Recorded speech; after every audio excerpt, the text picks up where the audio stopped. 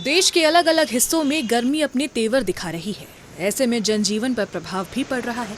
इस समय भगवान को भी गर्मी से बचाने के लिए तथा शीतलता प्रदान करने के लिए फूलों से सजाया जाता है ताकि भगवान को भी गर्मी न लगे। इसी कारण उत्तर प्रदेश के अयोध्या शहर में फूलों की डिमांड भी बढ़ गई है। जो श्रद्धालु हनुमानगढ़ी दर्शन करने आ रहे हैं, छोटी माला से लेकर बड़ी माला खरीदकर भगवान को अर्पण कर रहे हैं। जी, यहाँ इतनी तेज गर्मी में जो है भक्त लोग जो है माला ले जाते हैं उनको पहनाने के लिए। माला बड़ी छोटी होती है। माला उनको श्रृंगार कराने से भगवान को गर्मी का उनको सुकून मिलता है, मतलब गर्मी से आराम मिलता है। इस ठंड रहता है, शीतल रहता है फूल, इसलिए उनको श्रृंगार कराया जाता है। माला दो प्रकार का होता है, एक बड़ी होती है, छोटी होती है।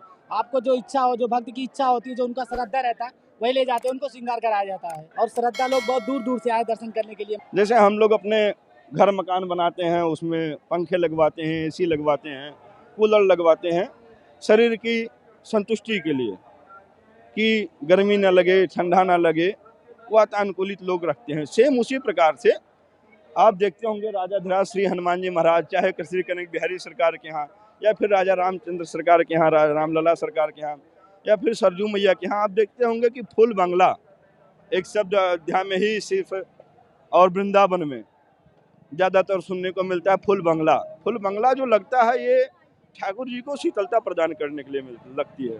अगर शीतलता प्रदान करनी है तो प्रकृति में जाना पड़ेगा। प्रकृति क्या है? प्रकृति हमारा वृक्ष है, बट वृक्ष हो गया या फिर कोई भी वृक्ष हो गया, उसके नीचे जाना पड़ेगा।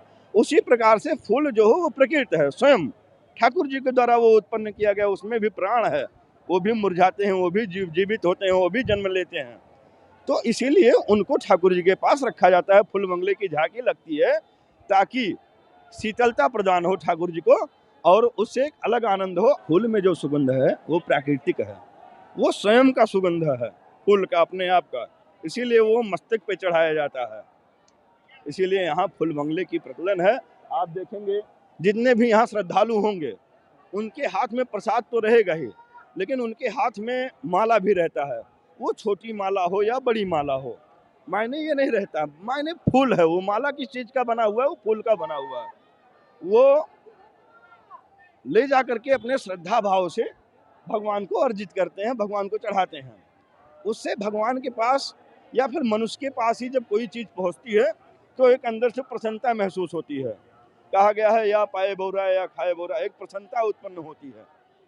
ठाकुर जी को जब भोग के साथ साथ जब बड़े बड़े गजरे मिलते हैं, बड़े बड़े फूल मिलते हैं, और वो जब भगवान को सुसज्जित होता है, भगवान पे जब चढ़ता है, अलग अलग खुशबू प्रदान होती है, उसमें ठाकुर जी को बहुत आनंद मिलता है। और आनंद की जो शीतलता होती है वो केवल प्रकृति के द्वारा ही प्राप्त की जा सकती है, ना कि और किसी के द्वारा।